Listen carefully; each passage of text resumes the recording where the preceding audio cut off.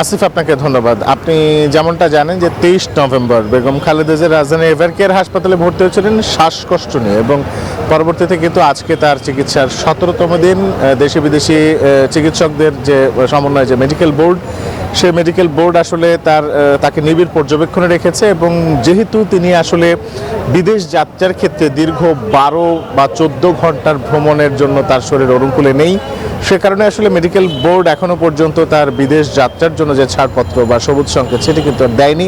তাই আপাতত দেশের চিকিৎসার উপরেই ভরসা করতে হচ্ছে, এবং একই সঙ্গে যুক্তরাজ্য এবং চীন থেকে আসা এবং দেশি বিদেশি চিকিৎসকদের সমন্বয়ে গঠিত যে মেডিকেল বোর্ড, তাদের সিদ্ধান্তের উপরে ভরসা করতে হচ্ছে। অন্যদিকে বেগম খালেদা জিয়ার জন্য যে এয়ার অ্যাম্বুলেন্সটি আজকে আসার কথা ছিল ঢাকায়, সেটি আসছে না, এবং সে কারণে আপাতত পুরো সিদ্ধান্তের জন্য অপেক্ষা করতে হচ্ছে মেডিকেল বোর্ডের পূর্ণাঙ্গ সিদ্ধান্তের উপরে, যেই সিদ্ধান্ত হয়তো 24 থেকে 48 ঘন্টার মধ্যে চিকিৎসকদের দেবার কথা রয়েছে গতকালকের পূর্ব নির্ধারিত সূচি অনুযায়ী। এই ছিল আমার কাছে এখান থেকে সর্বশেষ। আসিফ, ফিরে যাচ্ছে আপনার কাছে স্টুডিও।